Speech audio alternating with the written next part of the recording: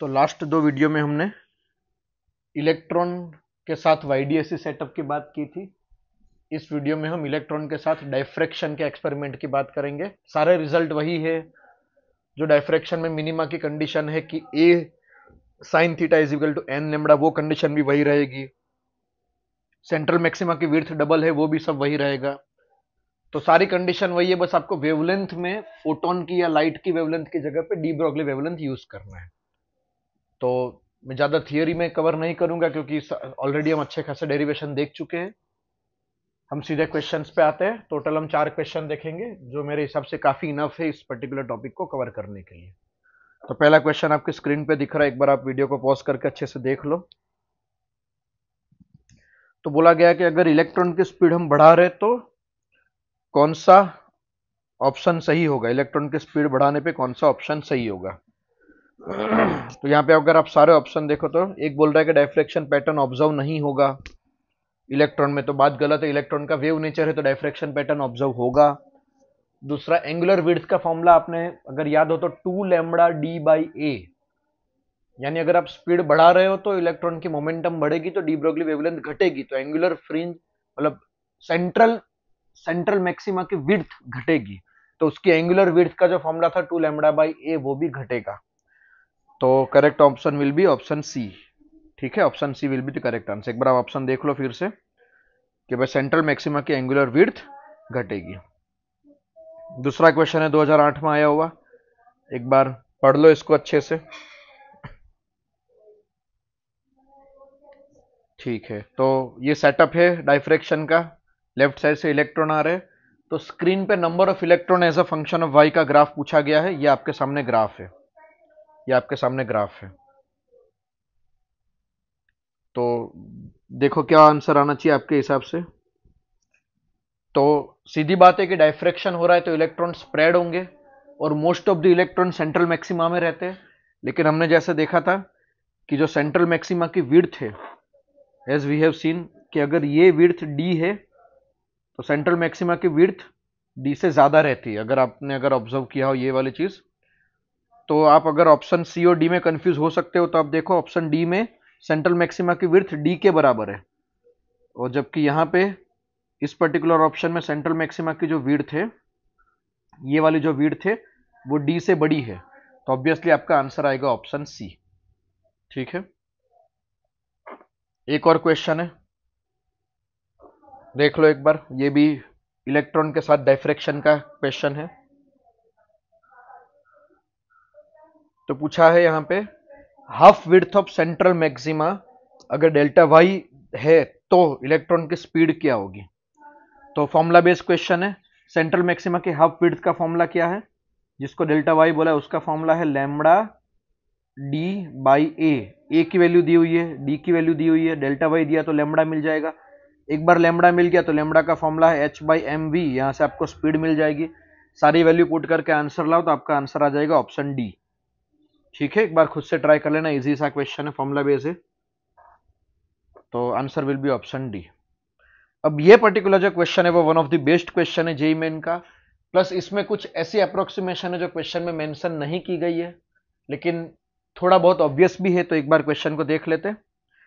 तो एक बार अच्छे से पढ़ लो, it is very important question plus unique question. तो सिंगल स्लिट में इलेक्ट्रॉन आ रहे हैं और हमने जैसे देखा कि भाई इलेक्ट्रॉन डाइफ्रैक्ट होंगे। ध्यान से समझना है क्या कहना चाह रहे हैं। अगर रे ऑप्टिक्स की अप्रोक्सीमेशन वैलिड है तो इलेक्ट्रॉन सिर्फ एक्स डायरेक्शन में जाने चाहिए, लेकिन अगर ये रे बेंट हो रही है यानी किसी भी इलेक्ट्रॉन के पास एक्स के साथ साथ वाई में भी मोमेंटम होनी चाहिए, तो ऐसा बोल रहा है कि भाई मेजोरिटी ऑफ इलेक्ट्रॉन की जो वाई की मोमेंटम है वो इनमें से कौन सा रिलेशन फॉलो करेगी। मेजोरिटी ऑफ इलेक्ट्रॉन की जो वाई की मोमेंटम अचीव होगी वो इनमें से कौन सा रिलेशन फॉलो करेगी। It's a really nice question, really nice question. तो देखो पहली बात यहां पे वर्ड यूज किया है कि मेजोरिटी ऑफ इलेक्ट्रॉन। अब याद करो डायफ्रैक्शन में मोस्ट ऑफ द इलेक्ट्रॉन कहां गिरते हैं, मोस्ट ऑफ द इलेक्ट्रॉन गिरते हैं सेंट्रल मैक्सिमा में, यानी मेजोरिटी ऑफ इलेक्ट्रॉन की वाई में मोमेंटम उतनी ही होनी चाहिए कि वो सेंट्रल मैक्सिमा में गिरे, वो सेंट्रल मैक्सिमा से बाहर ना निकल जाए। ये आपको कंडीशन सेटिस्फाई करवानी है। समझ में आ रहा है। अगर किसी यहां से पास होने वाले इलेक्ट्रॉन की वाई में मोमेंटम ज्यादा हो गई तो वो वाई में अच्छी खासी हाइट पे चला जाएगा स्क्रीन तक पहुंचते पहुंचते। तो हमें ये देखना है कि भाई इनमें से कौन सा रिलेशन सेटिस्फाई हो कि majority of electron central maximum में गिरे। तो देखो यहां पे मैंने डाइफ्रैक्शन का सेटअप किया है।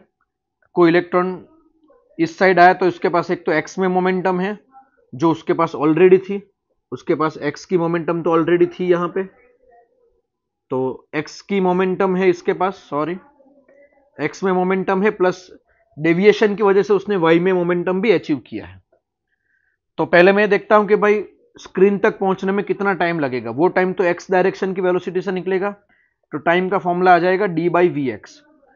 अगर उसकी वाई डायरेक्शन में स्पीड वी वाई है, वाई डायरेक्शन में स्पीड वी वाई है और इनिशियली वाई में कोई स्पीड नहीं थी, तो ये स्क्रीन तक पहुंचेगा उतने टाइम में वाई डायरेक्शन में कितना ऊपर जाएगा ये भी निकाल सकता हूं।